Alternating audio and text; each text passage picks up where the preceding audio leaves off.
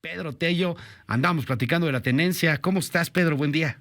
Luis, buenos días, qué gusto saludarte a ti y a quienes nos escuchan. Pues sí, fíjate lo que son las cosas. Ayer que se conoció la noticia de que Hacienda va a inyectar 3.500 millones de dólares a petróleos mexicanos, que equivalen a 73.500 millones de pesos. La reacción fue inmediata en las redes sociales, evidentemente de cuestionamiento, de crítica en la mayor parte de los casos y de apoyo en una proporción menor.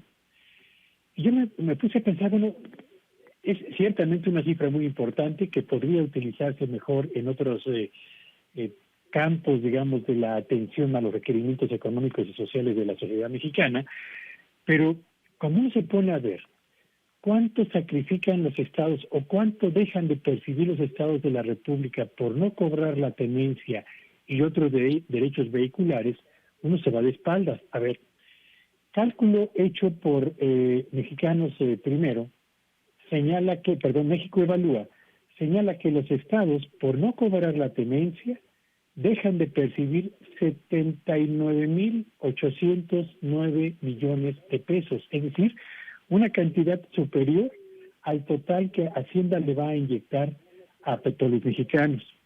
En México hoy, Luis Auditorio, más de la mitad de las entidades federativas ha renunciado al cobro de la tenencia y consecuentemente el sacrificio fiscal que ello supone implica para las arcas locales dejar de percibir recursos indispensables para mejorar la infraestructura, para atender mejor los requerimientos de educación y de salud de los habitantes de cada entidad federativa y sobre todo, Luis, para darle mayor independencia fiscal que los permita tener mayor margen de maniobra para decidir qué hacer con los recursos disponibles en función de los requerimientos propios de la sociedad de cada una de las entidades federativas de nuestro país. 17 estados renunciaron al cobro de la tenencia y consecuentemente a la generación de ingresos propios que los permita desligarse un poco más de la elevadísima dependencia que tienen de las transferencias que reciben año tras año del gobierno federal.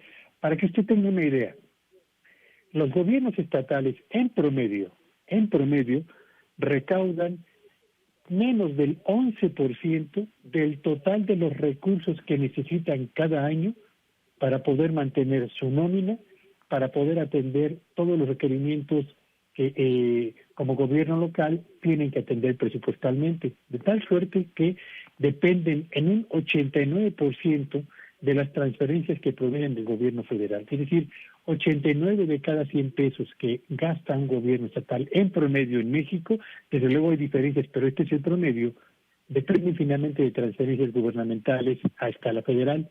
Y en la medida en la que los gobiernos estatales, Luis Auditorio, sigan negándose a generar fuentes locales de ingresos, en esa misma medida van a seguir dependiendo de un gobierno federal que ha decretado la austeridad como austericidio y al mismo tiempo van a seguir dependiendo de, yo diría, de la incapacidad propia para poder disponer de márgenes de maniobra que les permitan presupuestalmente mejorar las condiciones de inversión local y por supuesto dar mejores niveles de bienestar a la población local. De ese tamaño es lo que se renuncia en materia presupuestal por no cobrar la tenencia, Luis.